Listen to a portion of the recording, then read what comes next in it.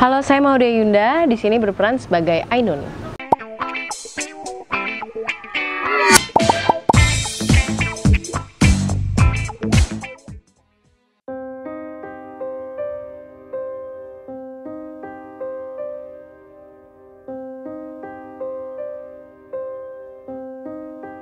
Pertama-tama sih mungkin sesederhana pernah menyaksikan film yang pertama dan yang kedua, di mana aku merasa sangat tersentuh oleh cerita Eyang Habibie dan Eyang Ainun gitu ya. Jadi begitu awal ditawarkan untuk memainkan Eyang Ainun pada saat muda, itu memang apa ya, rasanya itu udah senang sekali dan sudah ingin saja sih, sudah sangat ingin memainkan sosok Ibu Ainun.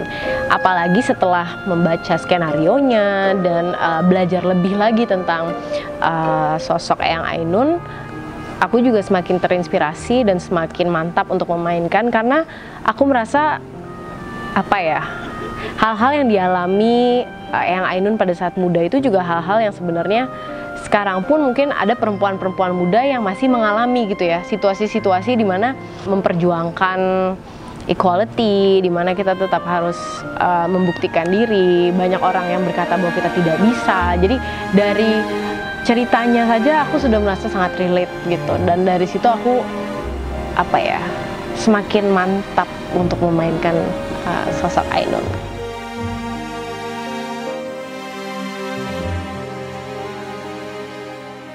Ya, ada pesan karena kan memang proses persiapannya itu cukup panjang, kira-kira 2 bulan lah, dari syuting itu mulai main ke rumah Eyang, baca buku-bukunya Eyang Habibie, terus ngobrol-ngobrol juga sama cucu-cucunya Eyang gitu ya. Aku nanya-nanya juga kayak sebenarnya sosok Eyang Ainun itu seperti apa, dan salah satu yang spesial juga ngobrol sama Eyang Arlis.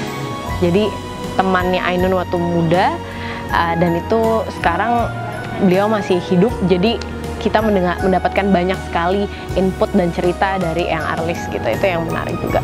Kalau pesan-pesannya mungkin kalau dari keluarga Eyang Habibie itu yang selalu diulang-ulang adalah bahwa Eyang Ainun itu sosok yang introvert gitu, dan untungnya aku pun mengidentifikasi diri aku sebagai seorang introvert.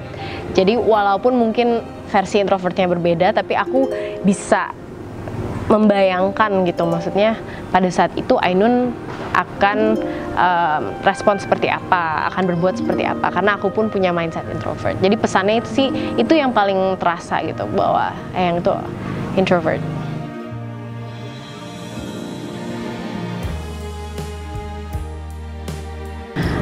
Introvert itu salah satunya. Yang kedua juga aku merasa aku dan Ainun memiliki kesamaan dari sisi mungkin ambisiusnya, tapi bukan ambisius yang berapi-api gitu ya. Tapi aku rasa Ainun dan aku, kalau kita sudah menginginkan sesuatu, kita biasanya sangat berjuang, tapi juga at the same time mungkin tipenya bukan yang terlalu berkoar-koar juga gitu. Jadi kayak berjuang dalam kesunyian gitu. Aku rasa dari sisi itu juga mirip sekali. Dan yang ketiga, aku dan Ainun sangat apa ya, memiliki passion dalam isu kayak perempuan dan pendidikan gitu ya. Jadi aku rasa sih itu adalah satu hal yang mirip juga.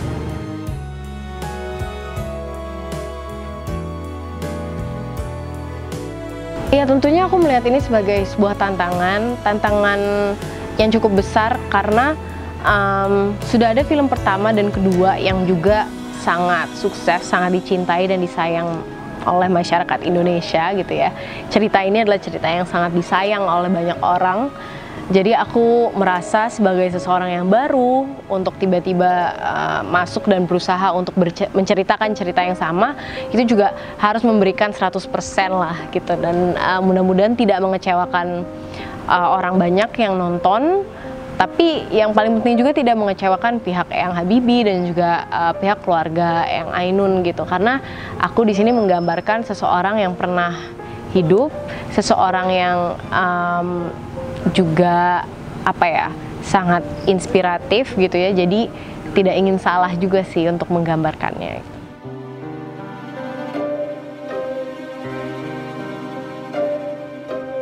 Ya, proses pendalaman karakternya sebenarnya kebanyakan ngobrol sama pihak-pihak yang memang pernah kenal sama Eyang Ainun gitu ya, seperti Eyang Arlis, Eyang Habibie, keluarga Habibie. Dari situ juga aku banyak membaca buku. Kebetulan ada buku dari salah satu dari banyak buku yang Eyang Habibie berikan kepada aku membaca satu, dan itu ada satu buku spesial tentang Eyang Ainun saja. Jadi buku itu aku baca. Selain dari itu, aku banyak menonton film-film tahun 1950-1960-an, karena pada saat itu pasti cara bergerak, cara bicara itu sedikit berbeda dari zaman sekarang gitu ya, walaupun pada saat itu anak umur 21 tahun sangat berbeda sama 21 tahun sekarang. Jadi ada persiapan dari sisi timeline juga dan settingnya gitu. Selain dari itu juga membangun chemistry dengan teman-teman lawan main. Iya, dan sempat juga belajar beberapa hal dari dunia kedokteran. Jadi karena ada banyak scene-scene yang memerlukan memerlukan pengertian yang cukup dalam gitu ya tentang dunia medis. Jadi itu benar-benar di workshopin gitu, kayak cara jahit kulit, cara kita memberikan bantuan awal gitu ya kalau misalnya ada kecelakaan gitu.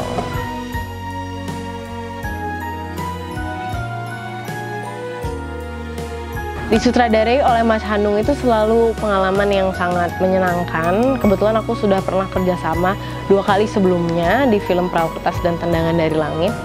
Dan Mas Hanung sendiri awal bilang bahwa film ini itu ingin stylenya itu realis gitu. Jadi aku rasa itu agar anak-anak muda sekarang tidak merasa ada gap gitu loh, karena cerita ini toh tentang anak-anak muda juga, mungkin beda zaman gitu, tapi dengan mungkin style yang realis, orang-orang akan jauh lebih bisa relate gitu.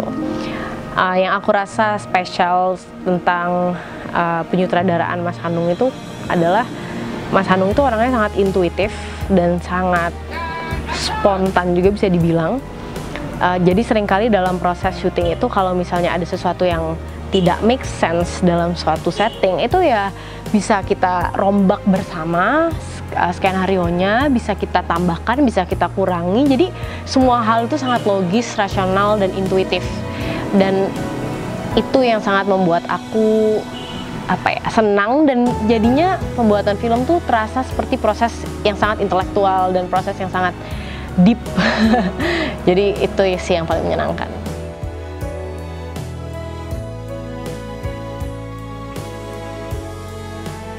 Harapan aku untuk calon penonton Habibie dan Ainun 3, semoga Bapak, Ibu, dan teman-teman semua bisa belajar banyak dari filmnya, bisa menikmati filmnya, bisa tertawa, bisa menangis, dan juga semoga sih mungkin khususnya buat anak-anak muda dan perempuan-perempuan muda juga bisa melihat film ini dan bisa berkaca gitu dalam sosok Ibu Ainun yang sebenarnya memperjuangkan impiannya, yang memperjuangkan keinginannya, dan dari situ kita juga mungkin bisa terinspirasi untuk melakukan hal yang sama gitu, karena dari proses ini pun ada banyak titik di mana aku pun terinspirasi dengan membayangkan, wah dulu susah ini ya, jadi kita sebagai anak-anak muda harus nggak boleh menyepelekan banyak kesempatan-kesempatan juga yang kita miliki sekarang.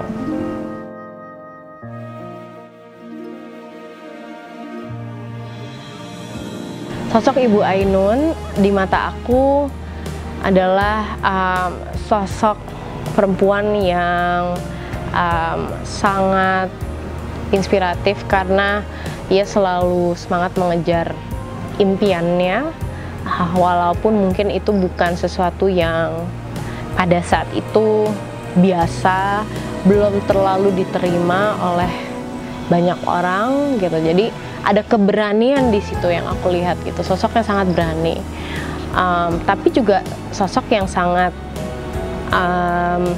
sensitif dan sangat sadar akan sekitar gitu, karena aku melihat dari ceritanya, dari skenario, dari buku-buku bahwa Eyang Ainun tuh sangat sangat pragmatis juga orangnya. Jadi mengejar impiannya, tapi juga kalau misalnya ada yang mengusik atau apa, cara responnya juga memang sangat classy dan sangat anggun gitu ya. Jadi so that's what's really inspiring, right? Jadi kayak ternyata keberanian dan kekuatan itu tidak harus selalu dalam bentuk yang agresif gitu, tapi juga dalam bentuk yang halus. Itu adalah Ibu Ainun. Hai teman-teman, jangan lupa untuk saksikan film Habibie dan Ainun 3 di bioskop kesayangan kamu.